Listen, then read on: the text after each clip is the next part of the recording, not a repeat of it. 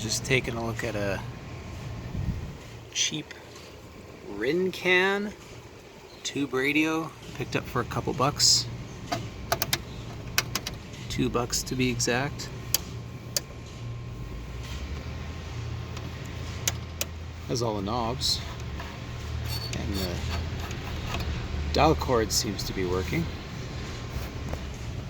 Case is in a rough shape. It's like missing the screws that hold this front on. What else we got here?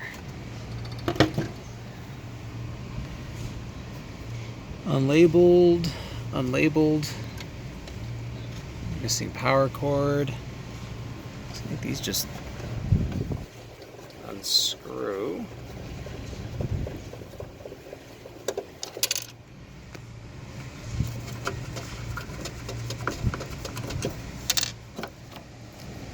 Yeah, no labels on there. Must have just been paper. So there's two fuses on here. One's missing. I don't know if maybe that's different voltages. Tubes are all present. Lots of speaker wire. See, lots of extra wire, so you can pull the whole chassis out. Got the two indicator lights in there. Huh. Yeah, pop this out. Let's take a look inside. There we go. So to remove this, you have to disconnect the tuning cord from the indicator. All you do is loosen that screw. The cord just sort of rests behind that screw there. Speaker's still connected, and it's all soldered in place, but you have enough wire that this whole chassis can come out. These rubber mounts actually aren't bad. Tubes all look to be intact. I mean, it's filthy. Definitely smells like an old radio. These holders are actually rusted. It's not the best sign. Here's the filter cap. Let me flip this up. So there are some orange drop caps in here. Like that's been replaced. That has been replaced. This transformer is multi-voltage. Someone's written 117 on the 100 output. That's interesting.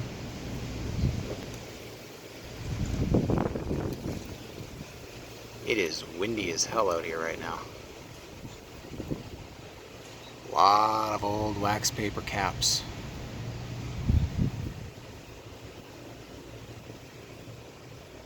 Well, I'm gonna see what it does. So I just need to connect a new power cord where that wire is going there, and then one to this transformer. Cool. Alright, put a power cord in. Seems kind of period appropriate. This one's actually in not bad shape given how old it is. And this won't be left plugged in anyway, so whatever. Tied it in there. Had to take this power switch out to get in there to resolder it, and it's not the best soldering job. I replaced two wires that were crumbling here. As soon as I moved this switch, they just fell apart. And since I'm outside, I decided to use this bad boy, which is not great for small soldering jobs, but whatever, it should work. So might as well power it up. Still has the original filter cap in it. Still has most of the original. This is a 2-pack on. This is a Suzuki Musen. These are all Suzuki caps. I've never even seen Suzuki's name on caps before. So when I picked this up, I thought it was FM. I've had one like this before that was FM, but it turns out it's just broadcast and shortwave. Kind of disappointing. I like having two FM radios. There's more on the band. Anyway, I don't know if this is even visible. Let's see what happens when I turn it on. So this is the tone control. So turning it onto the first is high. We got, that's very low current, or low wattage. It's 15 watts. This is...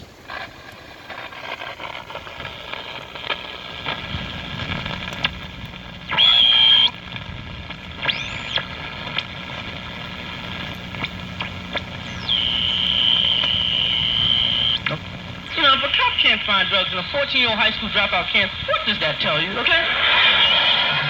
Okay, when you see a Mercedes-Benz in front of abandoned buildings, drugs ain't too far, all right? You see a heliport on top of a liquor store.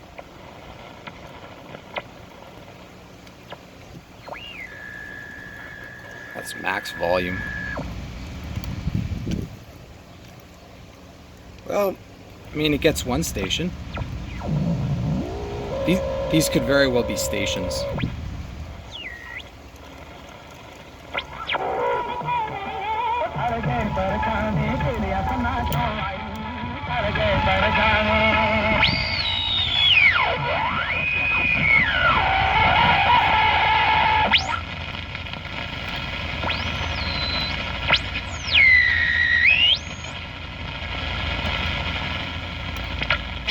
The car stop, airplane land.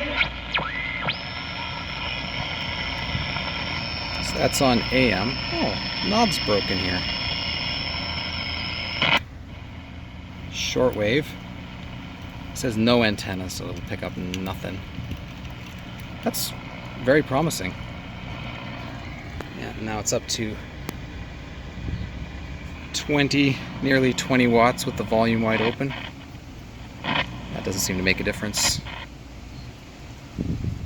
Cool. Well, nothing blew up. Look at this janky soldering job on here. Let's focus on that. I just cut the wires off when I was moving the chassis around. Yeah, that's awful. And someone's definitely been in here, because in addition to, you know, writing on this and replacing some of these capacitors, where is it? Here we go.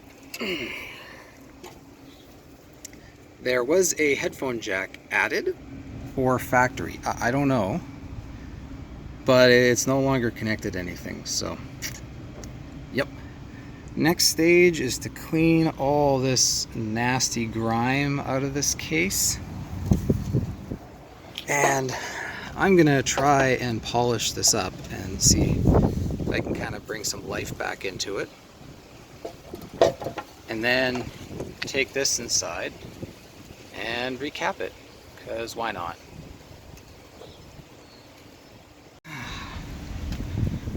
Alright, this radio cleaned up quite nicely. This is drying right now. Same thing with this cover. Scrubbed off all the, it's mostly look like cigarette tar. Cleaned the knobs. So next I'm just going to wipe down the chassis and bring that inside, I guess. Slowly but surely. Look at the difference. Nice. Believe it or not, this is after cleaning it. Still pretty rough on the outside, but you know, I think that can all buff out. This is much cleaner than it was. Unfortunately, this little metallic piece is pulling away and it's bent, so I don't really want to mess with it. Grabbed some hardware to hold this in place on either side, but this plastic is old and brittle, so I just hand tightened it enough to hold it in place. It'd almost be maybe good with like a spring washer. There's it on the inside. The inside cleaned up very nicely. Tuner, one of the little nuts that are glued in there has come out, so I'm going to need to epoxy that back in place. But yeah, I'd say the case is pretty much ready. Now to grab the chassis. Before I continue on with that though, this just needed to be re-glued. This is one of the nuts that fastens the tuner, and it looked like it had already been epoxied, just not very well, so I'm hoping that or whatever glue they used. I'm hoping that this sets better. And never buy these 2 containers in one epoxy things. They suck. One always pushes out before the other. You can never get them even. Makes a big mess, and you got to pull this cap off with pliers, and just, I'm almost done this one. I'm committed to using it. But buy the 2 separate ones is just way easier. These things suck.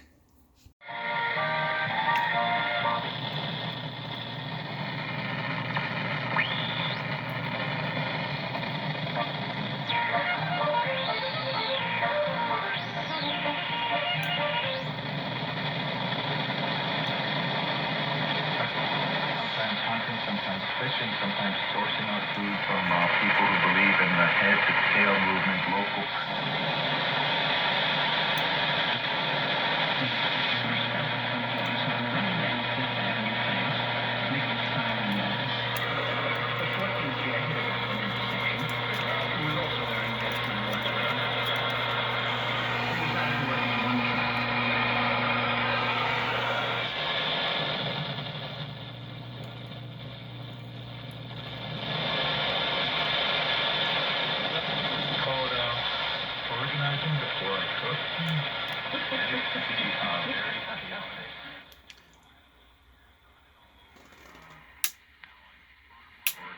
This is a very weird volume control. So it doesn't go down all the way. That could be a resistor or any number of leaky capacitors. But then there's that, and that's labeled PU, like pickup, like a turntable. And if I go and touch here, but my question becomes, do you not have a volume control for your pickup input? So this is clearly an unbalanced input. So here's your signal. This is probably just a ground. And for the antenna, that's signal. Yeah, that's weird. No labels, they're all missing, so. He's a trained chap. I'm not. I've always been a bit of an outdoor cook. You should not say that I don't cook nice meals at home. As usual, lots of noise down here compared to outside. The unfortunate thing is I've disconnected all electronic noise sources around here. But I mean, this could just be like a single LED bulb causing this. And yeah, who knows? And language as interconnected. Well, I think Could be my phone. I mean, the Wi-Fi is not even on in the house right now. Yeah, taking a look. I cleaned all these up. Cleaned the tubes, cleaned the chassis, kind of cleaned everything. When cleaning these old tubes, I usually polish the top, get all the dirt off there, because that's usually what gets that stink. But then as far as the outside, some of these have ink that will just wash off with water, so you need to be real careful. Sometimes I'll just wipe down around the label, maybe test in the corner if the label's okay. Just get a damp cloth and just a couple of wipes. One of these tubes actually has the writing on top. Let's see if that focus on that. So you got to be careful. Sometimes you want to make sure you don't wipe off the label if it's on top like that. This actually seems to be working okay. I can check to see. I mean, long term, this is going to get a recap anyway, but kind of want to just get it tuning in and working, which it's sort of doing. Darren co-host is somebody who's also interested in languages. You know what? Maybe I will get my signal generator and I'll see if I can inject a signal on this and how clear it is. You can test out the shortwave as well. Yeah, I think I'm going to recap this before I go further. So I'd set this to 700 kilohertz. You can hear there's a signal, but there's supposed to be a tone there. So I'll set that on the antenna. There's the tone.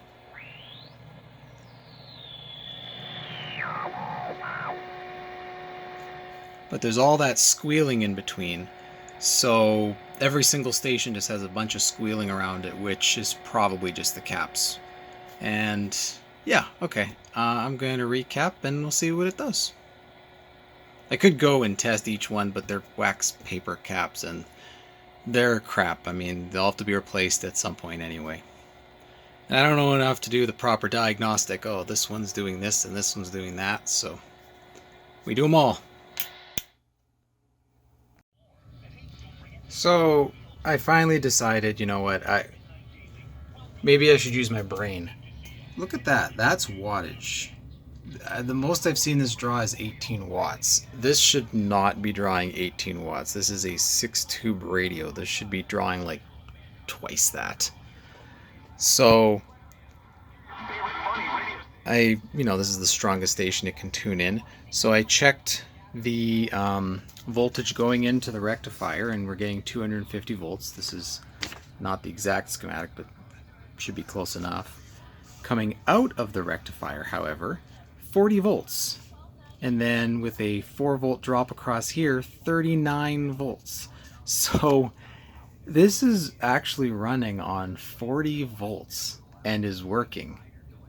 So this rectifier tube seems to be shot or worn out.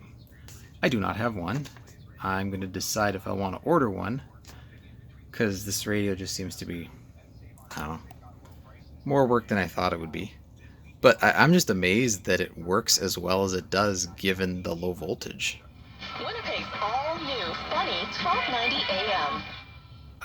Yeah, so I'm going to look around, see if I can find one of these, and maybe, hopefully, that's it. After recapping, I still had that squealing on the edge of the stations, and I was thinking, well, maybe someone screwed around with the inside of this. But then I thought, well, this doesn't have an antenna, and I'm just connecting random junk to it, so I'm going to do it properly. So I have a long length of wire connected to the antenna terminal, and then I've gone and just half-assed grounded the ground terminal from the antenna connection, and that solved the problem. So I can tune around a little. Again, the reception's not great. Checked all the, I don't know an alignment procedure, but I just kind of noted where these were set up and checked all of them, and nothing really improved. I fed a tone from the signal generator in, and the top end's really, really strong of the tuner, but as you get lower, it's weaker. And yeah, adjusting any of these doesn't really do anything. I grabbed a brush and cleaned out the coils, but yeah, let's tune around here. So that's the bottom, it just drops right off.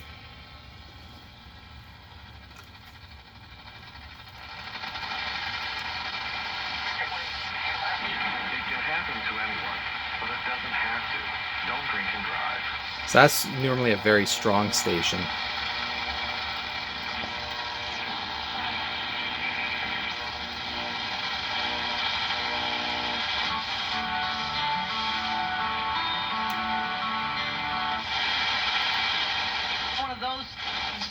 It'll be one of these songs like popping bottles in the club, you've got bottles in the club, yeah, bottles in.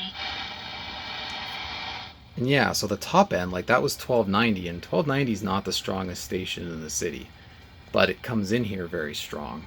So yeah, I don't know. And it could just be where I am too, that in the basement there's just a lot more noise towards the middle. But the being kind of mute on the bottom there, that has me wondering. I'm going to keep playing around a little.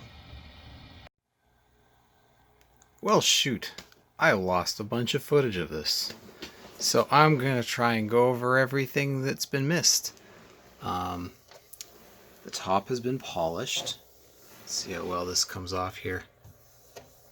Oh yeah. Experimenting with Novus number 2. Listen to that. Squeaky clean. Bottom end is still mute, but I tried putting just like because it's a half-wave rectifier, I tried just putting like a solid state diode in its place. I was able to get the voltage up quite a bit, still not as high as I would expect. Every tube or thing that I disconnect along the way increases the voltage a little bit, but not enough that it would be one thing pulling it down. So that kind of makes me think, again, it's a weak rectifier tube. But again, putting the solid state in there did improve it and did really bring in the bottom. So I think it's just that 5MK9 tube. Yeah, I looked it up. It's like 15 bucks US, and then after you add shipping and conversion, it's like $40 Canadian. So that's not happening. Now, I might keep playing around with the solid state replacement in there instead. But for now, found some cheap furniture.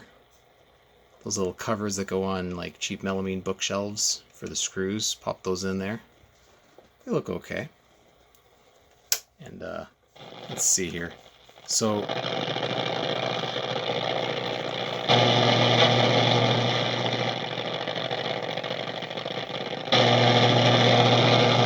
see, it just pops in there, and as the voltage is higher, when the voltage goes higher on this, that doesn't happen, and it starts to wake up along the bottom end. So I think some of the issues on this may just be that low voltage.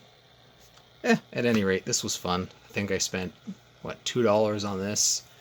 I think in total the caps that I put in here is about another $3.50, I think I figured. And yeah, then just some fun polishing it up. It's a neat looking radio.